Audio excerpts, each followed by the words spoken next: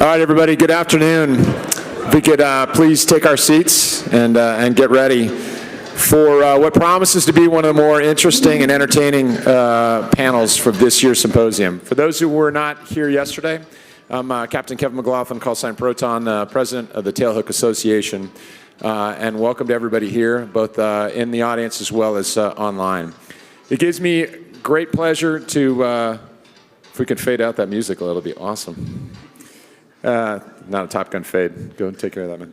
It gives me great pleasure to introduce the moderator for today's panel, partly because I've known him since he was a fledgling JO in the Top Hatters, but mostly because he has the distinct pleasure to introduce our next generation of warriors who have literally been there and done that, taking the fight to our enemies.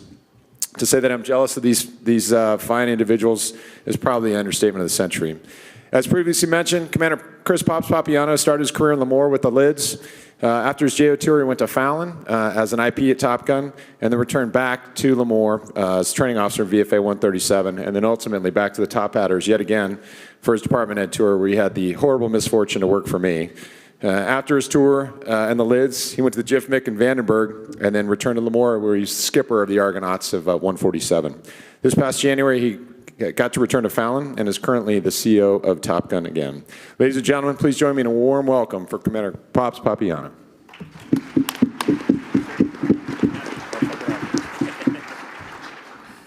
All right, good afternoon, everyone.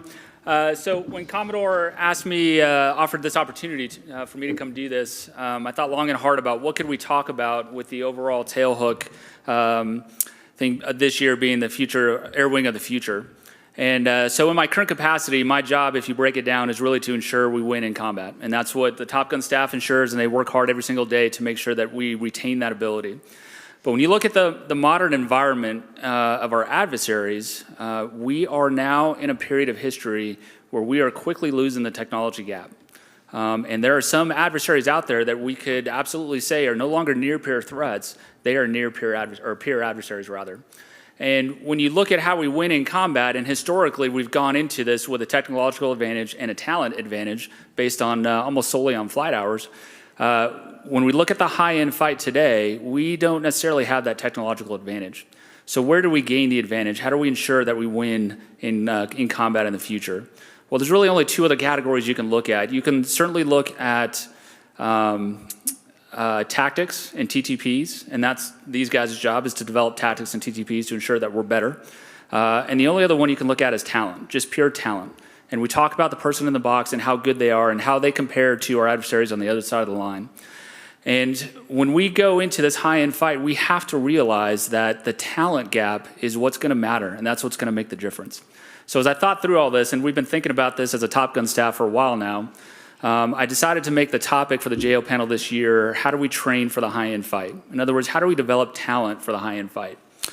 So the tasking to the panelists that offered up to spend their time here today with us was to talk about what we could be doing better with the assets and the capabilities we have today to train for the high-end fight, and then what do we need or what would we like to have in the future that are going to better prepare us for that high-end fight.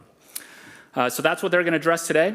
For our panelists, our first one's going to be Dan Two Dads Bono. He is one of my instructors on the Top Gun staff, and he's going to be representing the F-18 community today. We also have Jonathan Miller, callsign Gumby. Gumby was the first instructor, or graduate rather, that we brought back to the staff that we transitioned to the F-35, and he'll be the lead IP for the F-35 as we move into that from a Top Gun standpoint. We also have Josh Witt, callsign Rihanna. He is going to be representing the Growler community today. He's a Havoc instructor at Nautic. We have Ryan Heilman, callsign Biggles, or Mr. Bigglesworth, who will be representing the E2 community. He's an instructor at CAUS at Nautic. And then we're going to wrap it up today with a little bit different of a perspective, and that's going to come from Tim Nasta, callsign Teddy, who works at N5 at Nautic. He's one of the strike instructors responsible for ensuring that air wings going out the door know what they're doing. So he's going to come at it from a perspective of an air wing training level. So without further ado, we'll go through this. Each panelist is going to have about 5 to 7 minutes to talk. and present their case, if you will. We'll hold all questions till the end, and we'll have about 20 to 25 minutes left over to have a good Q&A session. There are mic stands in the middle aisle here. If you have questions, please wait till the end, and then you can line up at the mic stands to ask your questions. When you do ask your question, please introduce everybody with who your name is, or what your name is, what your call sign is, and what command you're currently with, or the last command you were with, so that we know who's asking the question there. For my sake, please understand that I really love my job, especially the one I have right now. This is an unclass forum, and we need to keep it unclass, so please help me keep my job when this is over. I really like it. All right, Two Dads, you're up. Slide. Good afternoon, I'm Dan Bono, call sign Two Dads, and as Pop said, I'm one of the Marines currently on staff at Top Gun N7. I'll be discussing the F-18 community, both Legacy and Rhino, specifically as it applies to the carrier air wing. As Pop's discussed, everything's at the unclassified level. This may be slightly a hindrance to some of the topics that we want to discuss. However, I think for the overall broad brush, it does not change anything. Slide. Since the inception of the F-18 in the 1980s, and especially with the fall of the Soviet Union, Navy and Marine Corps fighter aircraft had an advantage in both superior technology and numbers. However, depicted here is the Su-35S Flanker M. This is the most technologically advanced flanker currently fielded by Russia, and it is currently flying over the skies of Syria. Slide. Also depicted here is the HQ-9 strategic SAM system produced by China. It is both land-based as well as slide, able to be navalized, such as on this Luoyang 3, which can operate in international waters and affect the carrier strike groups all over the planet. Slide. Gone are the days of near peer. We need to treat the modern threat as a capable and serious threat and focus time and efforts accordingly. Today I'll be briefly discussing 3 topics that apply to the F-18. Those are unit level training, specifically at the most basic level of section and division employment, as well as future of adversary support, and lastly, how the acquisition cycle currently stands and how it needs to change in order to adapt to any modern threats. Slide. We can't forget where we came from. With every increasingly complex weapon system, aircrew must keep pace, but we cannot forget the basics. Making it to the merge is likely an inevitability against any modern threat.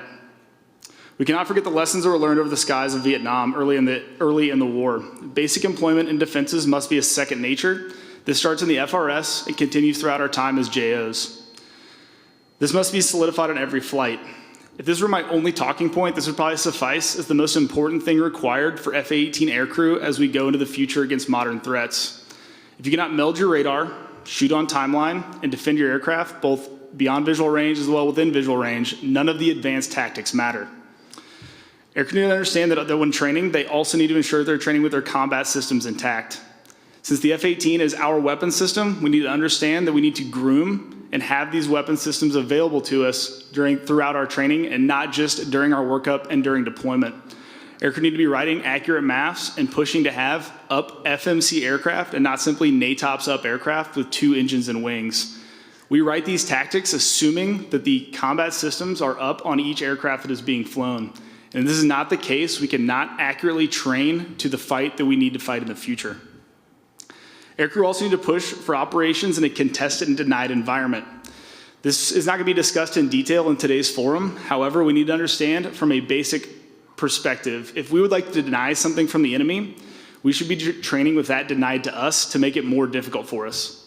Based on the limited number of assets and what I was talking about earlier with training to the basics and understanding the basics need to be second nature, this may not be feasible with the limited number of assets in our current environment. However, we can still simulate. We have accurate simulation available to us on both coasts in Lemoore as well as Oceania, and we need to ensure that we are using these to the max extent possible.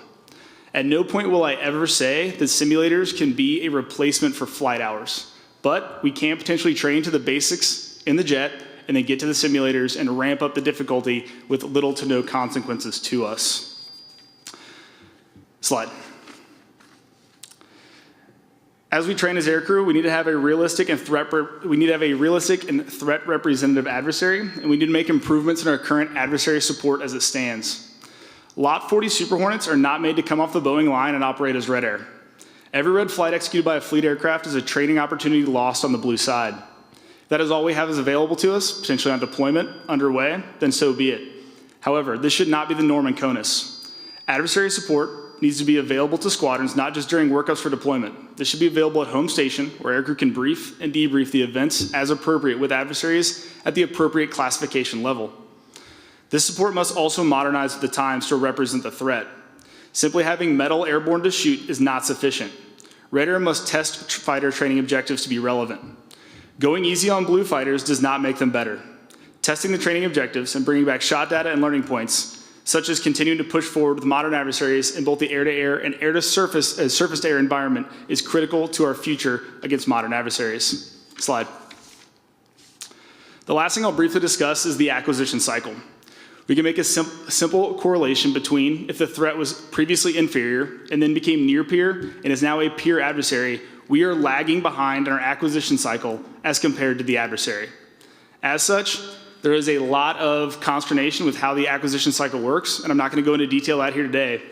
But what I will say is teamwork is critical, both from the weapon schools, the operators of the aircraft, higher leadership, as well as contractors. We are in this together, and we need to ensure that we're getting the most capable blue systems to the customer, which is the fleet aviator. Slide. Last thing I'll say is just kind of going back to the training piece a little bit. Turns out that nobody cares how good your selfies are or how many Instagram likes you have on whatever you go into combat. If you're getting shot at, you have to ensure you are trained appropriately and you are ready to kill the adversary before they kill you. That's all I have. I'll be ready to answer questions, and I'll pass it over to Gumby Miller now. Thank you, Dads. Good afternoon. I'm Jonathan Miller, call sign Gumby. And as Skipper mentioned, I'm helping stand up the F-35 shop at Top Gun. Slide. For this discussion, we'll break it down in a few areas similar to how two dads did for the F-18. One, the overall requirements for adversary support, specific to the F-35, how we're going to train at a unit specific level, and then how we're going to look to incorporate more integration training. Slide. Just as was mentioned for the F-18, it's going to be crucial, if not even more so for the F-35, that we prioritize blue events to the max extent possible. This is going to be true for a few reasons. One, just the cost per flight hour, the number of mission sets that the F-35 is capable of doing. For us to maintain proficiency at those, we have to prioritize blue events. So it's going to be more difficult for us to trade red air on the flight line as we've done historically in the F-18. And then another reason is we're just not going to be an accurate threat representation. So a large part of 5th gen or low observable training is going to be dependent on when we expect the threat, if they are going to be able to detect us. So we need that in order to train and develop our tactics. And this could include different requirements such as accurate threat flight profiles to include accurate systems such as threat radars, etc. Just as two dads mentioned, simulator training can and should be used extensively. However, it's just not going to be a complete substitute for live flight exercises. Slide. And given how many capabilities we have in the F-35, we're going to have to train intelligently at the unit level. Slide. Like we've traditionally done, we need to train to the fundamentals. Nothing changes with a 5th gen plane. If individual fighter execution starts to fall out, and we're unable to move to those higher level tactics that we have to be able to execute in the F-35. And as I mentioned before, we have multiple mission sets we have to train to in the F-35C. So we have to prioritize mission sets that maybe the F-18 is unable to perform, or missions that the F-18 needs support with. Just because it's going to be very difficult, if not impossible, to maintain proficiency at everything the F-35 is capable at doing. So one example could be close air support or CAS. The F-18 trains extensively to is going to have a less emphasis for the F-35 pilots. Slide. And more so than we've done traditionally, due to the lower numbers of F-35s, especially initially, we have to learn how to integrate and play well with others. Slide. So due to only one squadron projected for the near future to be in any air wing, we have to prioritize and put the appropriate emphasis on integration. Slide. Did I skip? All right. Overall for integration, so we can kind of divide it into two different areas. So training organically in the Navy, which should be our primary solution. So training within a part of the carrier air wing. so working with other Navy assets. We need to do that sooner rather than later, just so we can get comfortable, one, for the F-35 pilots and also for the F-18 air crew to get comfortable with operating together. And it's going to get only more important as we start having organic F-35 pilots that aren't transitioning from the F-18 to the F-35 as I've been doing as an example. Testing. All right, and then the other aspect that we haven't traditionally done is operating with the Air Force. Having a joint platform, we've already started to see better communication and coordination with developing tactics and working together with the Air Force. However, I think that's just going to improve as time goes on. With that, I will turn it over to Rihanna to discuss the Growler. Hey, Skipper. Hey, Fokker. Lieutenant Commander Thorpe, call sign Fokker, currently VFA 147 Operations Officer. We're in the middle or towards the end of our transition to the F-35. So we're a bunch of VFA guys that are starting to become very much more interested in EW, electronic warfare. As we look ahead, as I forecast for our squadron over the next year and all the qualifications we have to make, it's awesome that the FRTC is going to be improved and have better EW capabilities, but it's still just one airspace. And the capabilities are improving, but that doesn't improve the availability. Is there anything that you guys at least have heard of on the NAE's radar for improving availability, finding another EW range for both Growlers and F-35s and probably F-18s in the later future? Anybody want to take it? You want?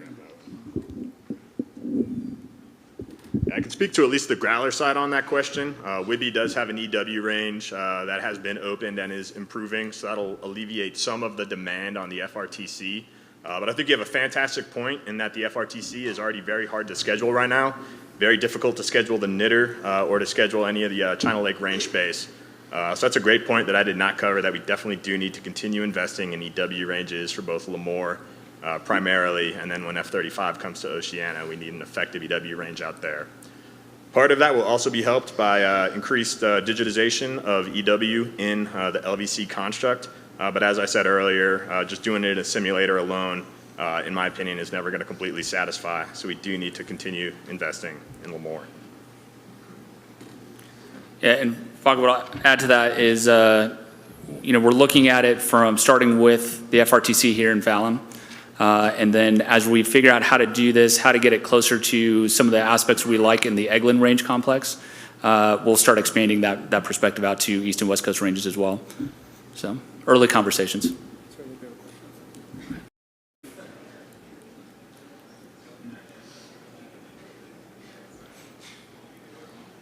Ruster, gents. Major Dupre, call sign Buffalo from the checkerboards of MFA 312.